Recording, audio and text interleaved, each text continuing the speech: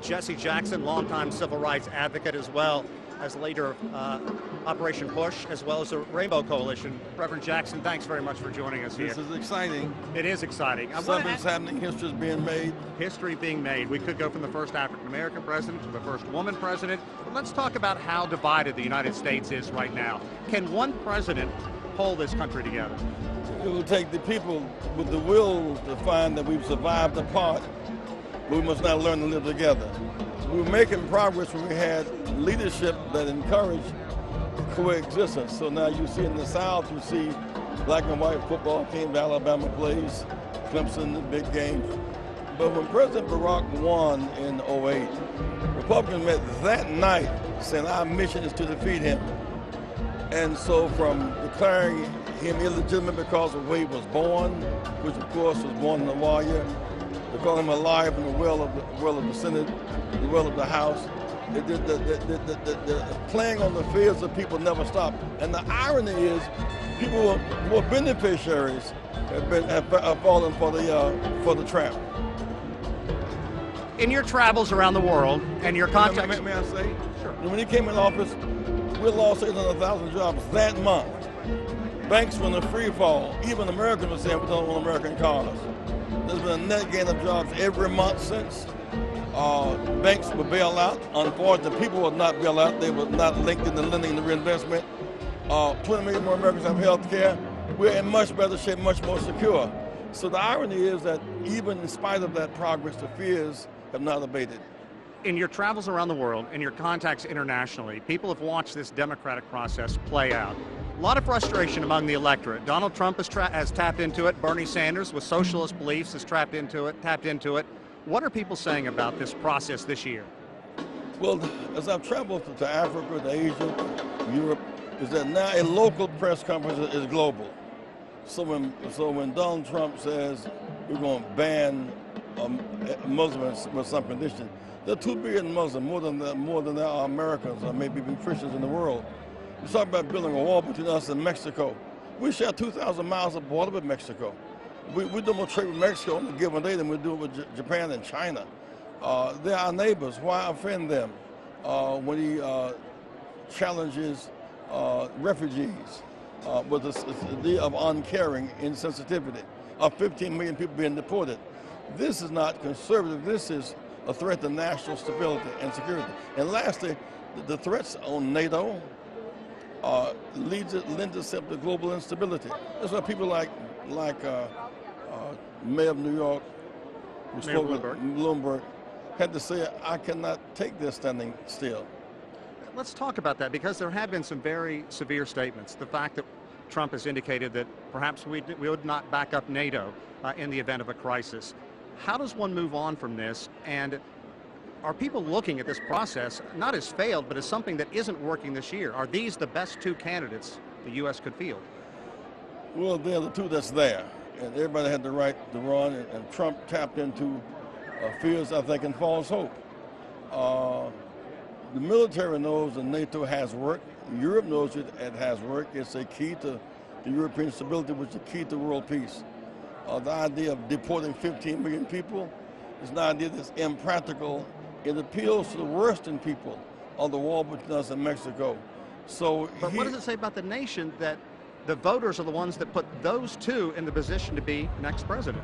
Well, you know, our country is built on the moral fault of 246 years of legal slavery, then 5,000 lynchings led by Christians, most after church on Sunday and courthouses, another 80 years of legal apartheid and segregation. So we're overcoming a tremendous moral fault on the issue of racism and gender inequality. We've been making some progress more in the last 50 years than ever before, but there's a lot of work to be done. It's hard to believe it's been nearly half a century since the assassination of Dr. Martin Luther King Jr. You were right there on that afternoon, April 4th, in Memphis. What struggles are continuing to go on? What progress has the United States made? When you look at the division between law enforcement and young African Americans, the frustration is there. It's palpable. Well, what we worked on, we succeeded at. We worked on public accommodations. We're now using a hotel, motel, public park, a library. We can now go to the ball games together. The big gap now is not so much racial humiliation and indignities as this gap between those, the few who have more and more, others who have less and less. And it's manifesting itself in a vertical gap, not just a horizontal gap. From the balcony of Lorraine Motel, 40 years later, we're on the balcony of the White House as president. That is political progress. But the economic progress, these cities, right here in Philadelphia, again, I repeat, 500,000 people functionally illiterate, 400 with jail records, state Penn, 49%, Penn State for blacks in college, 5%, unemployment for whites in this city, 3%, for blacks, 12%.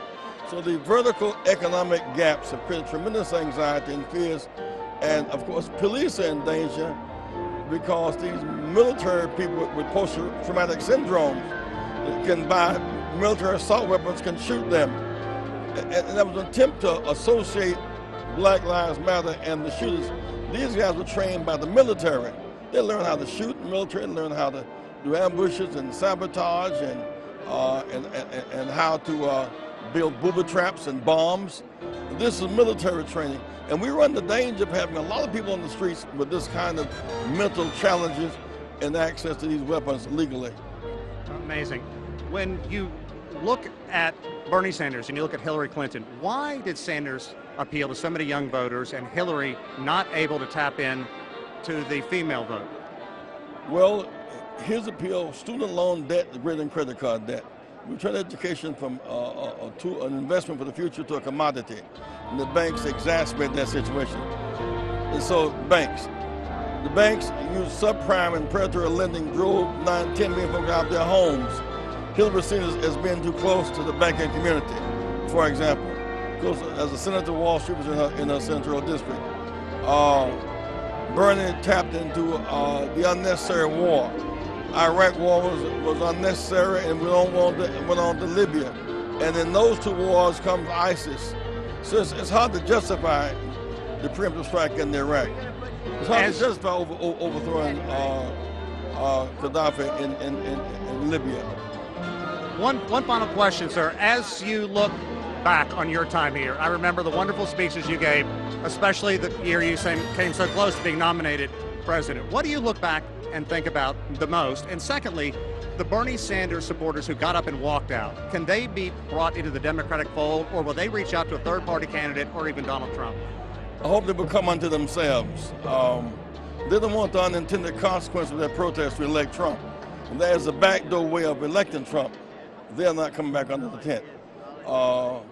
The struggle for justice is often long, slow, and arduous, and the victory goes to long-distance runners.